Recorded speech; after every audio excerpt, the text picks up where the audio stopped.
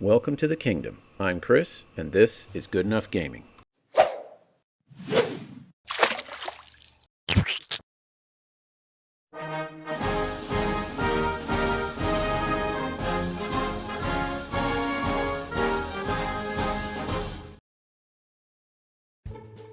Welcome to the kingdom, everybody, and to this Army Showcase video.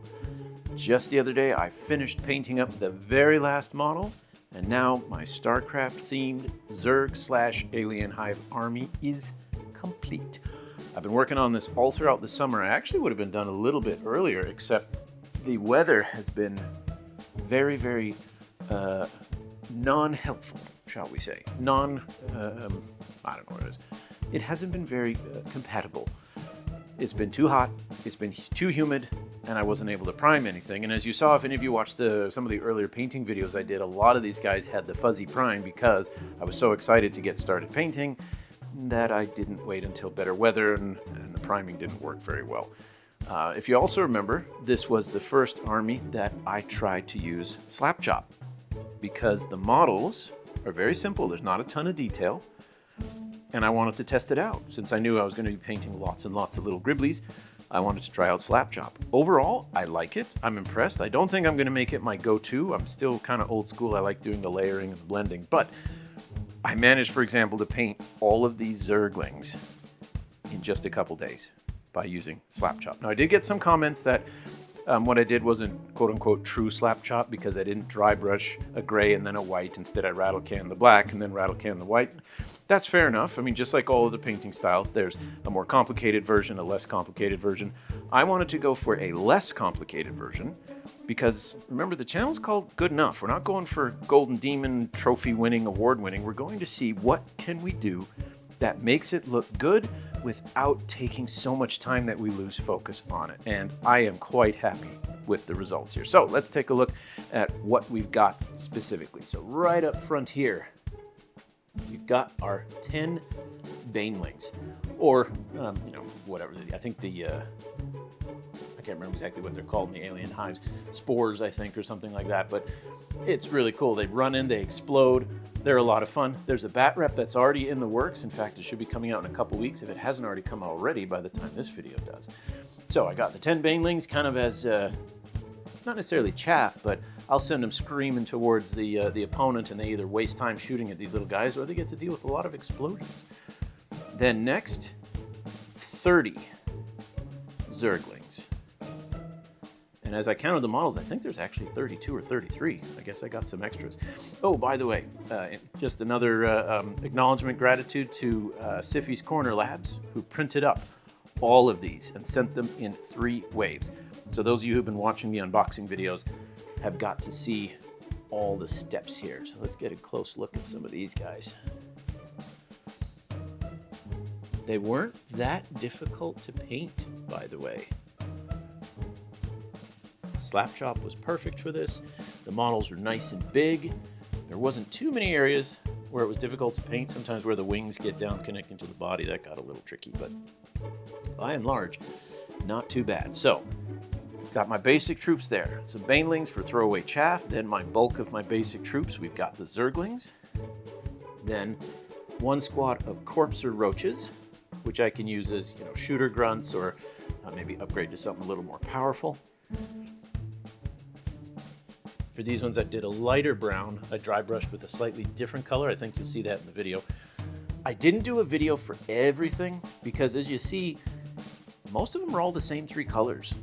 And so all the videos were just going to be the same thing over and over. And I figured nobody wanted to watch that. So I did videos for the banelings, videos for the hydralisks in the back left, videos for the corpsers, and a video for the other roaches here.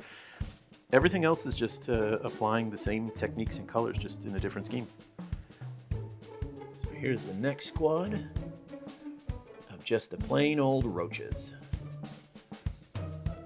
The other thing I'm really impressed about is, even though these are 3D printed and they're spindly parts, the number of casualties hasn't been too bad. A couple of the Zerglings got broken wings, and there's tiny things here and there that you won't notice unless you pick up a model and look closely, like some spikes on some of these guys, tips of claws, but for the most part, everything came out beautifully in the printing. I'm happy with the paint job. I'm happy with the basing. I mean, I'm really liking the army here. I'm looking forward to using it quite a bit. So we've got basic troops so far. Let's move up a bit. Let's take a look at our heroes. So 2 of them. First, we have a Hive Queen. She was one of the first that was a bit tricky because those giant claws she has. I was so worried they were going to break. They never did, knock on wood. And then over here beside, we got a Kerrigan. And she actually did break. I believe when I was trying to base the first time? I can't remember exactly when, but put my my hands on the wings at the back, and the wing there snapped right off, and it took me an entire evening trying to reattach that thing. But as you can see, I got it, and now the Queen of Blades is ready to lead the brood. And behind her, I got a squad of 3 Ravagers. There were actually 2 more. I ordered a total of 5, thinking that the squad would be a squad of 5, but the bigger ranged bugs for 1-page rules are a squad of 3. So I didn't paint those 2, maybe a bit later. But for now, I've got the full squad. Then in the back here, we have 1 unit of just plain Jane Hydralisks. This is one of the first videos I did, so many of you may have already seen the painting video for these guys. And then over here is a second squad of more advanced, evolved Hydralisks. And these guys are, I wouldn't say about twice as big, I'd say about 50% bigger. But it's great because when I run these now, these can be the elite, those can be the basic ones. Even though they're all Hydralisks, they're physically different. I can run them as totally different units, and it'll still be easy to tell them apart. Then 2 Nidus Worms, which could be used as terrain, or they could be used as burrowing. And those things, that was 1 piece. And yet all those tentacles, spikes, teeth, all of that, they all arrived safely. It was a miracle. And then in the middle here, we've got our Ultralisks. So the 2 little ones, this was the one that I got a decent priming job. So I actually got to see what the speed paint could do when it doesn't automatically get soaked up by a fuzzy prime job. This one over here was a fuzzy prime job. So you can see the shadowing isn't quite as nice. As I always say, it looks a little more like a Happy Meal toy. Get them both in the shot so you can see the differences. And then the last one that I have been waiting forever for the weather to cool off just enough for me to prime it is the Big Daddy here. Gigantic Ultralisks that I can run as one of the many Titans that are available in the Alien Hives army.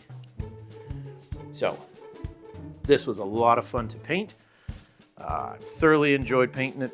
Can't wait now to try it on the table with different combinations using the creatures for different kinds of units. Don't have enough to, run every kind of unit, every specific unit that exists in the army book, but I've got myself an alien army that I am totally excited to try out. So, I look forward to making the videos. Hopefully you guys will enjoy watching them.